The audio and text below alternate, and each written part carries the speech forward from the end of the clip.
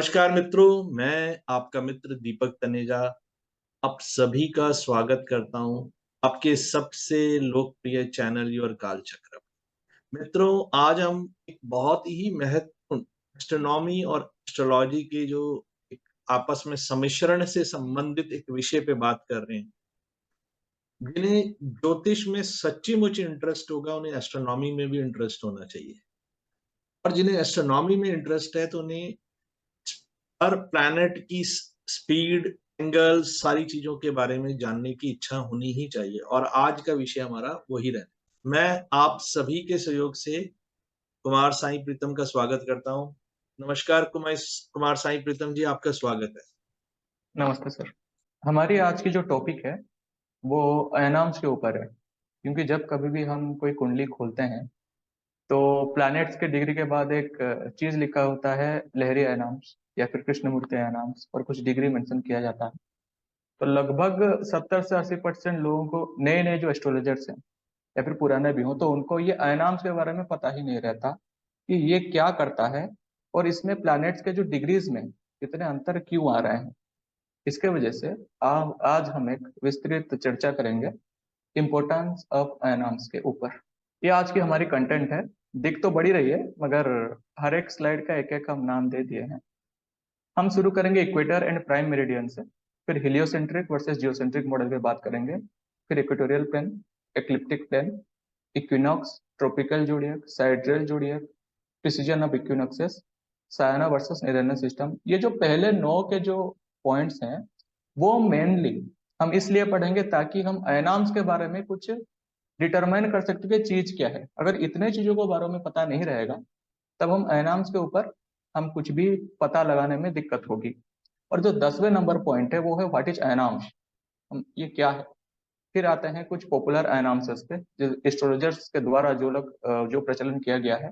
फिर impact of ayanamsa on the birth chart. फिर हम एक प्रॉपर अयनाम्स की सिलेक्शन कैसे करें, क्योंकि इसमें बहुत सारे कंफ्यूजन है। और लास्ट में जो कंक्लूजन, हमने कंक्लूजन क्या निकला इस एंटायर विषय पे। तो हम बिल्कुल ना बेसिक से शुरू करते हैं, लॉन्गिट्यूड एंड लैटिट्यूड से। तो लैटिट्यूड्स क्या है, हम अगर अर्थ को ले आए, उसके फ्रंट व्यू को ले आए, तो उसके वो चपटा वाला पोर्शन को नेग्लेक्ट करके फॉर द कन्वीनियंस पर्पज के लिए एक सर्कल बनेगा। उस सर्कल में वेस्ट से ईस्ट की तरफ जो हॉरिजॉन्टल इमेजिनरी लाइंस हैं उसको बोलते हैं लैटिट्यूड। और जो वर्टिकल लाइंस है from north pole to south pole, ये एक्चुअली में कर्व लाइंस हैं, मगर क्योंकि एक 2 डायमेंशनल फिगर है यहाँ पे, ये हम टू साउथ पोल जो लाइन जा रहा है इसको हम बोलते हैं लॉन्गिट्यूड्स। हॉरिजॉन्टल लाइंस को लैटिट्यूड एंड वर्टिकल लाइंस को लॉन्गिट्यूड। ये जो इक्वेटर है ये लॉन्गेस्ट लैटिट्यूड है, यानी कि इक्वेटर एक इमेजिनरी लाइन है जो अर्थ के सरफेस के सेंटर हम पकड़ के मान सकते हैं। उसको हॉरिजॉन्टली 2 हिस्सों में बांट देता है, एक नदर्न हेमिस्फीयर और सदर्न हेमिस्फीयर में। वैसे ही हमारे जो प्राइम मेरिडियन है वो नॉर्थ पोल से साउथ पोल के ऊपर एक इमेजिनरी लाइन है जो कि अर्थ के सेंटर से पास करता हुआ जाता है और अर्थ को वेस्टर्न हेमिस्फीयर और ईस्टर्न हेमिस्फीयर ऐसे ही 2 हिस्सों में बांट देता है। हमारी जो लैटिट्यूड्स हैं वो डिग्रीज में मेजर किया जाता है और इक्वेटर के रिस्पेक्ट में हम मेजर करते हैं। वैसे ही हमारी जो लॉन्गिट्यूड्स है वो प्राइम मेरिडियन के रिस्पेक्ट में मेजर किया जाता है और डिग्रीज में ही मेजर किया जाता है। क्योंकि लैटिट्यूड्स इक्वेटर के रेस्पेक्ट में मेजर किया जा रहा है, इसके वजह से इक्वेटर पे लैटिट्यूड की वैल्यू 0 डिग्री होती है। और चूंकि हमारे जो लॉन्गिट्यूड्स हैं वो प्राइम मेरिडियन के रेस्पेक्ट में मेजर किया जा रहा है, इसके वजह से प्राइम मेरिडियन पे लॉन्गिट्यूड जो होता है वो 0 डिग्री का होता है। अब आ गए हिलियोसेंट्रिक वर्सेस जियोसेंट्रिक मॉडल। ये फिगर देख के घबराना नहीं है, क्योंकि इजी फिगर है, समझ आ जाएगा, सब आसानी से समझा दूंगा। देखिए, हिलियोसेंट्रिक मॉडल क्या है। हिलियोसेंट्रिक मॉडल में हम सूर्य को जो है ना उसको सेंटर मानते हैं और उसके रिस्पेक्ट में जो ग्रह उपग्रह जो घूम रहे हैं उसकी हम विश्लेषण करते हैं। मगर जियोसेंट्रिक मॉडल में जो हमारा एस्ट्रोलॉजी का जो फाउंडेशन है, जो एंशिएंट बिलीफ सिस्टम है, वो क्या है कि अर्थ को रेस्पेक्ट में बाकी सारे प्लैनेट्स अर्थ के ऊपर क्या क्या प्रभाव डाल रहे हैं उसको डिटरमाइन करना रहता है।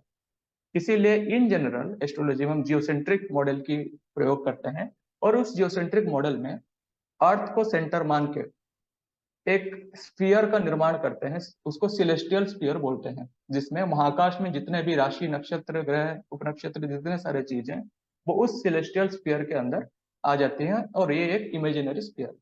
अब देखते हैं सिलेस्टियल इक्वेटर क्या है, जो कि इक्वेटोरियल प्लेन भी बोलते हैं। हमने इक्वेटर के बारे में पढ़ा है, अभी उसी इक्वेटर को एक्सटेंड करके हम सिलेस्टियल स्फीयर के अंदर ला दिए, तो जो प्लेन फॉर्मेशन हुआ उसको हम बोलते हैं सिलेस्टियल इक्वेटर। हम अर्थ की नॉर्थ पोल और साउथ पोल है, उसी नॉर्थ पोल और साउथ पोल के प्रोजेक्शन सिलेस्टियल स्फीयर के अंदर सिलेस्टियल इक्वेटर के सेंटर के थ्रू एक एक्सिस पे बनता है, जो कि नॉर्थ सिलेस्टियल पोल और साउथ सिलेस्टियल पोल कहा जाता है, और इसी एक्सिस के रिस्पेक्ट में अर्थ की ओर स्पिन करता है। अब एक्लिप्टिक प्लेन क्या है? पृथ्वी हो या फिर मंगल, शनि, कोई भी प्लैनेट हो, वो सूर्य के चारों ओर परिक्रमा कर रहे हैं। अब जब जियोसेंट्रिक मॉडल हम कंसिडर कर देते हैं, तो अर्थ बन गया स्टेशनरी, उसके रेस्पेक्ट में बाकी सब घूम रहे हैं। तो सूर्य एक रिलेटिव मोशन है ना, कि अगर हम गाड़ी में जा रहे हैं, हम तो मूव कर रहे हैं, मगर गाड़ी के बाहर अगर जो आदमी है वो स्टेशनरी भी खड़ा हुआ होगा, तब भी वो मूव करता हुआ दिखेगा, एक रिलेटिव मोशन की वजह से। वैसे ही जब हम अर्थ की पॉइंट ऑफ व्यू को समझें, उसको सिस्टम ऑफ रेफरेंस माने, तब सूर्य जो है हमारे चारों ओर घूमता हुआ दिखाई देगा। सूर्य जिस पाथ में घूमता है, उसी पाथ को हम एक्लिप्टिक बोलते हैं, और वही पाथ में अगर एक प्लेन की फॉर्मेशन हो जाए सिलेस्टियल स्फीयर के अंदर, उसी को बोलते हैं हम एक्लिप्टिक प्लेन। अब हमारे जो है ना, एक जोडियक बेल्ट होता है, ठीक है, ये जोडियक बेल्ट 360 डिग्री का होता है। ये अर्थ के अर्थ को पूरी तरह से कवर करता है, अर्थ सेंटर में रहता है।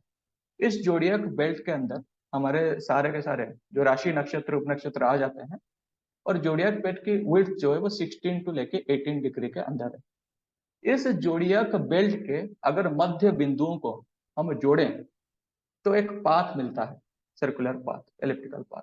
वो जो पाथ है, उस पाथ में सूर्य जो है वो अर्थ के अराउंड परिक्रमण करता है, अकॉर्डिंग टू जो हमारी जो मॉडल है जिसको हम फॉलो कर रहे हैं।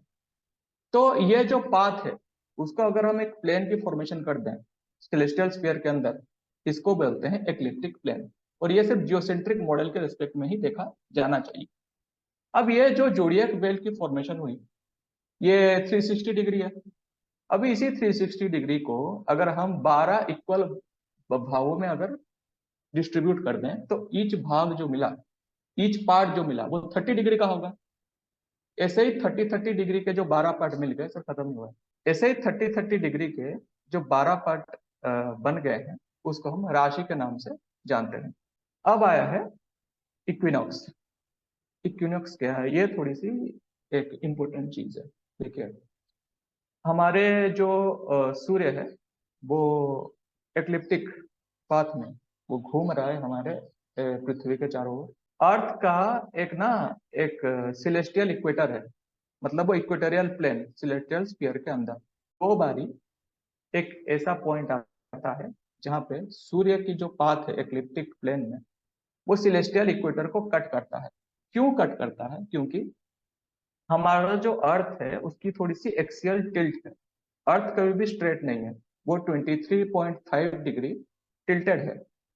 वो जिस एंगल में टिल्टेड है, वो मेजर किया जाता है एक्लिप्टिक प्लेन के नॉर्थ पोल और साउथ पोल वाले एक्सिस से। हमारे जो सिलेस्टियल इक्वेटर है, उसके नॉर्थ पोल और साउथ पोल जो एक्सिस बनाता है, उसके बीच का एंगल। इसी टिल्ट के वजह से हमारा दोनों प्लेन में एंगल फॉर्मेशन होता है। अब जब दोनों प्लेन में एंगल की फॉर्मेशन हो गई, तो किसी ना किसी वक्त सूर्य जब परिक्रमण कर रहा होगा, वो दो पॉइंट पे इंटरसेक्ट करेगा ही, और उसी दो पॉइंट को हम इक्विनॉक्स के नाम पे जानते हैं। अभी इक्विनॉक्स पे आ गया ट्रॉपिकल जोडियक। देखिए, यहाँ पे स्टार मार्क किया हुआ है इस फिगर में। वो जो स्टार मार्क वाले जो पॉइंट है, उसको इक्विनॉक्स पॉइंट है। पहला वाला इक्विनॉक्स जो है, उसको स्प्रिंग इक्विनॉक्स यानी कि वर्नल इक्विनॉक्स बोलते हैं, जो कि अराउंड 21 मार्च में आता है। हमारा जो सेकंड इक्विनॉक्स है, वो 23 सितंबर पे आता है, उसको ऑटोमनल इक्विनॉक्स बोलते हैं। ये जो स्प्रिंग इक्विनॉक्स यानी कि जो वर्नल इक्विनॉक्स है, वेस्टर्न एस्ट्रोलॉजी इसी पॉइंट को 0 डिग्री एरीज के नाम पे लेता है, और उसी से ही पूरा जोडिएक सर्कल की कंस्ट्रक्शन शुरू हो जाता है। 30-30 डिग्री के इंटरवल में 360 डिग्री कंप्लीट होने तक। यही जो जोडियक सिस्टम है इसको हम बोलते हैं ट्रॉपिकल जोडियक। अब आता है साइडरियल जोडियक क्या है।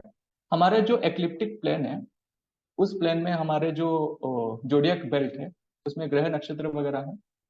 तो उस जोडियक बेल्ट में एक स्टार की पोजीशन को फिक्स माना गया है। फिक्स करते हैं हम, सारे के सारे स्टार्स फिक्स हैं। तो वहां से एक फिक्स्ड स्टार जो कि चित्र नक्षत्र है, उस चित्र नक्षत्र के जहाँ पे द्वितीय चरण खत्म होता है, जहाँ से वर्गो साइन एंड होता है, लिब्रा साइन शुरू होता है, वही चित्र नक्षत्र से 180 डिग्री लॉन्गिट्यूड पे एक पॉइंट मार्क किया जाता है एक्लिप्टिक प्लेन पे। उस पॉइंट को इंडियन सिस्टम में 0 डिग्री एरिस कंसिडर किया गया है। और वहां से हम 30-30 डिग्री में एक 360 डिग्री के सर्कल को डिवाइड कर देते हैं, जिससे हमको साइडरियल जोडियक मिलता है। अब एक बात है कि प्रिसीजन ऑफ इक्विनोक्सेस, यहाँ पे प्रिसीजन मतलब एक्यूरेसी वगैरह की बात नहीं है। अर्थ जो है ना अपने स्पिन एक्सिस में अपने चारों ओर घूम रहा है, वो ऑर्बिटल एक्सिस में सूर्य के चारों ओर भी घूम रहा है। तो ये दोनों घूर्णन के वजह से उसमें एक वोबलिंग इफेक्ट आती है। उसके वजह से इसके जो ओरिएंटेशन है अबाउट इस स्पिन एक्सिस वो हर साल चेंज होता रहता है। ओरिएंटेशन चेंज हुआ, अगर ओरिएंटेशन चेंज होगा तो अर्थ का जो इक्वेटर है अर्थ के रेस्पेक्ट में तो सही है, मगर सिलेस्टियल स्फीयर में उसकी एंगल चेंज हो जाएगी। अब जब उसकी एंगल चेंज हो जाएगी एक नई सिलेस्टियल इक्वेटर बनेगी। अब जब सूर्य एक्लिप्टिक में घूम के कट करेगा, वो जो सिलेस्टियल इक्वेटर जो नई वाली बनी है तो वो एक नई पॉइंट पे कट करेगा। और जब वो नई पॉइंट पे कट करेगा तो एक नई इक्विनोक्स की फॉर्मेशन होगी, जिसके वजह से पुराने इक्विनोक्स और नए इक्वेशन के बीच एक गैप आ जाता है 50.3 सेकंड का। इसी को हम बोलते हैं प्रिसीजन ऑफ इक्विनोक्सेस। इसी प्रिसीजन ऑफ इक्विनोक्सेस से हमारे सायन और निरायन सिस्टम की उत्पत्ति हो गई। आयन मीन्स क्या है? मोशन। सा आयन मीन्स विथ मोशन, निर आयन मीन्स विदाउट मोशन। हमारा जो ट्रॉपिकल जोडियक है वो वर्नल इक्विनोक्स पे डिपेंडेंट है, और जो वर्नल इक्विनोक्स है वो हर साल 50.3 सेकंड में शिफ्ट होता जा रहा है। इसके वजह से जो ट्रॉपिकल जोडियक सिस्टम है वो हर साल चेंज होता रहता है। इसके वजह से हम इसको सा आयन सिस्टम बोलते हैं, because it change with the motion. मगर हमारे जो निरियन सिस्टम है, निरियन सिस्टम बोल दे, हमारे जो साइडरियल जोडियक है वो क्या है कि एक फिक्स्ड स्टार, क्योंकि जोडियक बेल्ट में स्टार फिक्स्ड है, फिक्स्ड स्टार के रिस्पेक्ट में कैलकुलेट किया जा रहा है, जिसके वजह से इसमें अर्थ की वोबलिंग इफेक्ट की इतनी इन्फ्लुएंस नहीं रहती और ये फिक्स्ड है। इसके वजह से इस सिस्टम को हम निरायन सिस्टम के नाम से जानते हैं। अब आती है आयनाम्स क्या है। हमारी जो इक्विनोक्स है वो है 0 degree Aries in tropical zodiac, और हमारे जो फिक्स्ड स्टार्स थे 180 डिग्री लॉन्गिट्यूड पे जो पॉइंट मिल गया उसको बोलते हैं 0 डिग्री एरिस इन साइडरियल जोडियक। यही दोनों 0 डिग्री एरिस वो जो शुरू हुआ है जो जोडियक दो पॉइंट है, इन्हीं दोनों के गैप को, लॉन्गिट्यूडनल गैप को हम बोलते हैं आयनाम्स। प्लेन लैंग्वेज में the longitudinal difference between the sayana and nirayana zodiac is known as ayanamsa. Chitra Paksha आयनाम्स के हिसाब से, मतलब जो फिक्स्ड स्टार है वो चित्र नक्षत्र है, चित्र पक्ष आयनाम्स के हिसाब से 285 एडी का जो साल था वहां पे ट्रॉपिकल जोडियक और साइडरियल जोडियक। उसके बाद क्या हुआ, हमारे जो इक्विनोक्स है वो 50-50 सेकंड हर एक साल शिफ्ट होता गया। और करंटली हमारे जो निरायन सिस्टम है और वेस्टर्न का सायन सिस्टम में इसके बीच जो आयनांश है वो 24 डिग्री पर पहुंच चुका है। और ये अनुमान लगाया जा रहा है कि आज से लेके अराउंड 24,000 साल के बाद ये दोनों जोडियक्स फिर से एक ही जगह पे आएंगे। और जब तक ये नहीं आते हैं, ये कब आएंगे? जब इक्विनोक्स 360 डिग्री कंप्लीट कर देगा। अभी तो बस 24 डिग्री पे गया है और भी इसके कितने सारे डिग्री बाकी हैं। इसके वजह से आयनांश की जो वैल्यू है वो हर साल 50-50 सेकंड बढ़ता हुआ जाता है। यह है कुछ पॉपुलर आयनांश के बारे में, जैसे कि लहरी जी ने ट्रेडिशनल लहरी आयनांश निकाले थे। हमारे जो 1 जनवरी 2023 इस साल में पहले तारीख को जनवरी के जो आयनांश के वैल्यू है यहाँ पे लिखे गए हैं। जैसे कि ट्रेडिशनल लहरी आयनांश की वैल्यू थी 24 डिग्री 10 मिनट और 42 सेकंड। ट्रू लहरी चित्रपक्ष अयनांश थी 24 डिग्री 9 मिनट्स 44 सेकंड। पुष्य पक्ष अयनांश थी 23 degree 2 minutes and 36 second. Raman ayanamsa थी 22 degree 43 minutes and 56 second. Krishnamurti ji के जो ओरिजिनल अयनांश है वो था 24 degree and 5 minutes. Krishnamurti ji के जो मॉडिफाइड अयनांश है वो है 24 डिग्री 5 मिनट्स एंड 16 सेकंड। और खुल्लर जी का अयनांश जो है 24 डिग्री 10 मिनट 2 सेकंड की रहती है। तो जो अयनांश किस बारे में ये एक्ट करता है कि 0 डिग्री एरिस से हम एक प्लानेट की जो लॉन्गिट्यूड है वो कैलकुलेट होता है। कोई प्लानेट अगर सपोज 4 डिग्री कैंसर में हो तो वो कहाँ से कैलकुलेट होता है? 0 डिग्री एरिस से। वो 3 साइन कंप्लीट कर देता है जेमिनी तक, फिर वो जाके कैंसर साइन में घुसता है। इसका वजह से अयनांश जीव की हमारे स्टार्टिंग पॉइंट को डिटरमाइन करता है। इसका वजह से प्लैनेट्स में लॉन्गिट्यूडनल डिफरेंस भी आ जाती है। एग्जांपल एक और से यहीं पे देखते हैं। Impact of ayanamsa on the लग्न। एक बर्थ रिसर्च दिया गया है, उन्होंने हमको टाइम ऑफ बर्थ 35 AM से 45 AM के 11:35 से 11:45 के बीच बताया था। यहाँ पे इनकी जो लगन थी वो राशि संधि में थी।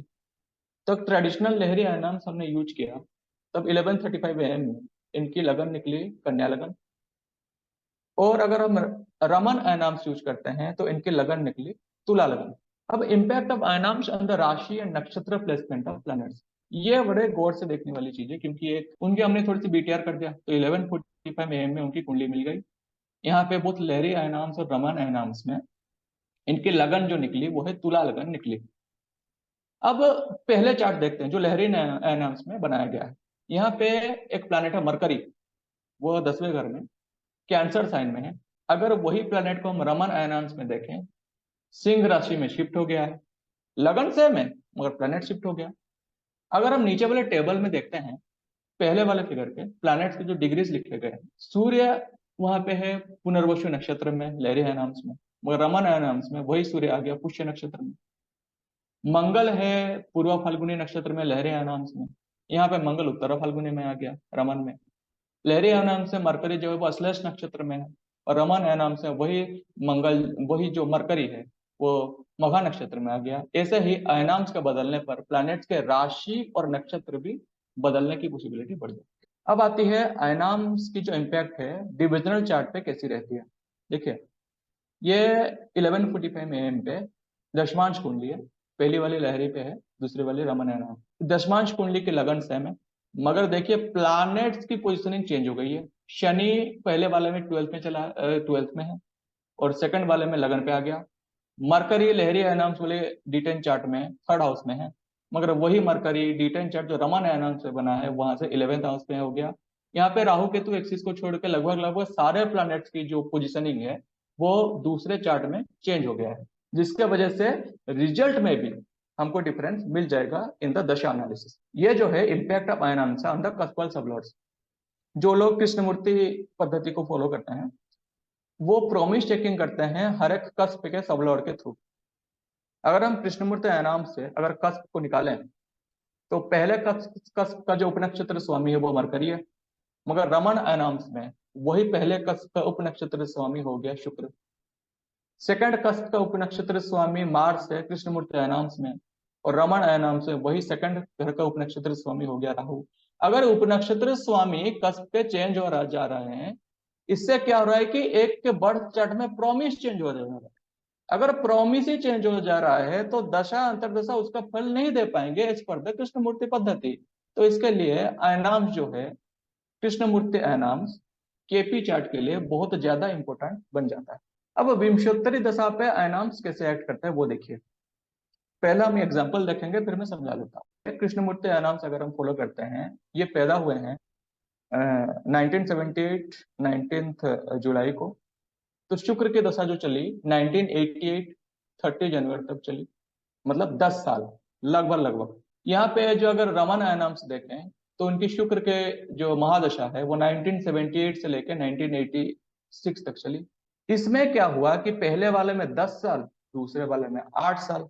ये जो डिफरेंस आ गई, ये फ्यूचर के जो दशा आने वाले हैं उनकी भी सीक्वेंस में ना 2-2 साल की डिफरेंस बता दिया।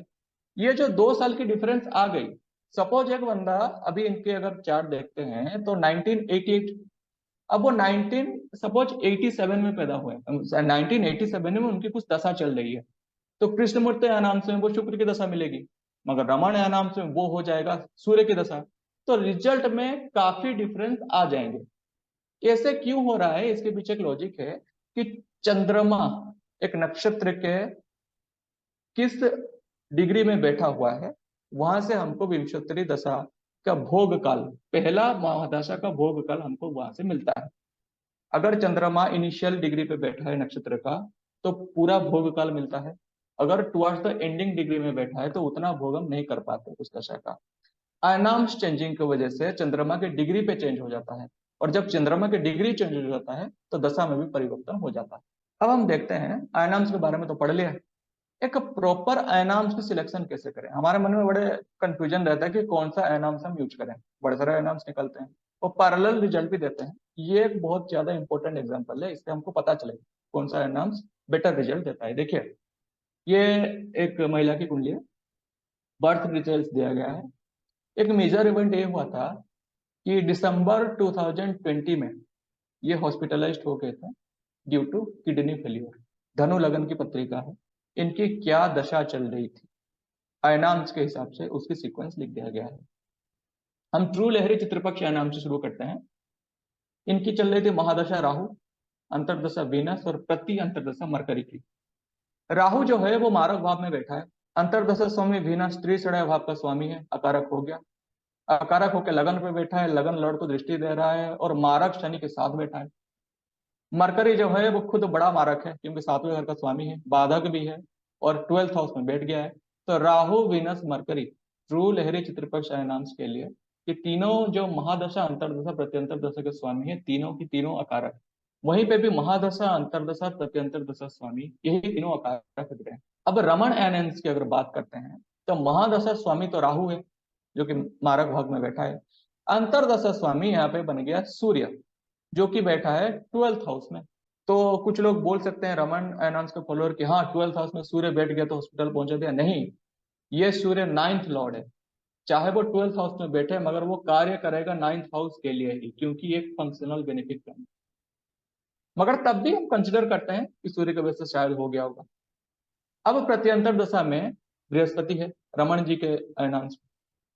ये जो बृहस्पति है लग्नेश है, सप्तम भाव में बैठा हुआ है। कुछ लोग बोलेंगे भाई केंद्राधिपति दोष लग गया इसमें, इसीलिए मारक भाव में बैठ के इसको ऐसा कर दिया, मगर नहीं, लग्न है कि त्रिकोण भी है, तो केंद्राधिपति दोष का ऐसे ही हनन हो गया। मगर तब भी सपोज हम कंसिडर कर देते कि हाँ भाई आप सही है, जुपिटर की प्रत्यंतर दशा में ये हो गया। अब आते हैं हम पुष्य पक्ष नाम से। यहाँ पे जो महादशा स्वामी है वो राहु है, मारक भाव में बैठा है। अंतरदशा स्वामी सूर्य है, जिसका बारे में अभी अभी हमने चर्चा किया, और प्रत्यंतर दशा स्वामी भी राहु है। तो ये जो चार एनाम्स में महादशा अंतरदशा प्रत्यंतर दशा निकले, ये किसी ना किसी तरह डायरेक्टली इनडायरेक्टली हमारे मन में कंफ्यूजन क्रिएट कर देंगे कि क्या सही है, ये सही है वो सही है ये सही है, क्योंकि सब इंडिकेट कर रहे हैं किसी न किसी ओर से what is hospitalization and what is what. तो हमें पता कैसे लगे कि क्या सही है। देखिए, यहाँ पे जो शुक्र है अंतरदशा स्वामी है ट्रू लहरी चित्रपक्ष अयनांश और कृष्णमूर्ति अयनांश में, मगर सूर्य अंतरदशा स्वामी है रमन और पुष्य पक्ष अयनांश में। इनकी जो हॉस्पिटलाइजेशन हुई है वो किसके वजह से हुई है, किडनी फेलियर की वजह से हुई है। किडनी किस ग्रह के कार्यों के अंदर आता है, शुक्र के अंदर आता है। तो इससे हमको क्लियर कट दिख रहा है कि ट्रू लहरी चित्रपक्ष अयनांश और कृष्णमूर्ति अयनांश क्लियरली ग्रह के कारकत्व के हिसाब से हमको ये बता दे रहे हैं कि इनकी शुक्र की अंतर्दशा में क्यों किडनी फेलियर की वजह से ये हॉस्पिटलाइज हुई थी। अब आते हैं हम अपने कंक्लूजन पे कि हमने क्या क्या कंक्लूजन निकाला। देखिए, आयनाम्स क्या है, शॉर्ट में बता दे रहे हैं कि it's the longitudinal degree difference between the starting point of tropical zodiac and sidereal zodiac. दोनों के स्टार्टिंग पॉइंट के अंदर 0 डिग्री एरिस के अंदर जो डिफरेंस है लॉन्गिट्यूडनल, उसको आयनाम्स बोलते हैं। नारायण सिस्टम जो है वो एक फिक्स्ड स्टार के रिस्पेक्ट में हम गिनते हैं, पितृ पक्ष नाम बोलते हैं। मगर अगर वो पुष्य नक्षत्र हुआ तो पुष्य पक्ष नाम से हो गया। ये जो अनाम्स है ये प्लैनेट्स के डिग्री डिटरमाइन करने में बड़ा ही इंपॉर्टेंट रोल प्ले करते हैं। हम हमारी जो इक्विनॉक्स है, जो intersection point between the ecliptic plane and equatorial plane, ये हर साल 50 सेकंड 50.3 सेकंड से मूव होता रहता है। इसके वजह से हमारा जो आयनांश की वैल्यू है वो हर साल 50.3 सेकंड्स में बढ़ता होता जाता है। हमारे डिफरेंट एस्ट्रोलॉजर्स ने डिफरेंट आयनांश को अपना बनाया है। ये किसके, वो अर्थ के जो वोबलिंग इफेक्ट है और शिफ्टिंग ऑफ द इक्विनोक्सेस के बेसिस पे बना दिया है। मगर ये जो पांच छह अनाम्स हैं, इनमें से ट्रू लहरी चित्रपक्ष अनाम्स और कृष्णमूर्त अनाम्स टाइमिंग ऑफ इवेंट्स से रिलेटेड बेटर रिजल्ट्स देते हुए हम मान के चल सकते हैं। बहुत बढ़िया, एक्सीलेंट, एक्सट्रीमली गुड। मैं सच बोलूं कि जिनको आयांश में जरा सा भी इंटरेस्ट है, जिनको ये जानने की इच्छा है कि कैसे ये वर्क करता है, उनके लिए बहुत बढ़िया वीडियो है। और कुमार का मोबाइल नंबर यहाँ पर ईमेल एड्रेस दिया हुआ है। जो लोग उनसे कंसल्टेंसी चाहते हैं वो इस नंबर और ईमेल को नोट डाउन करें और डायरेक्टली उनको अप्रोच करें। इसी के साथ आज के लिए बस इतना ही। फिर मिलते हैं एक नई वीडियो के साथ। नमस्कार, धन्यवाद।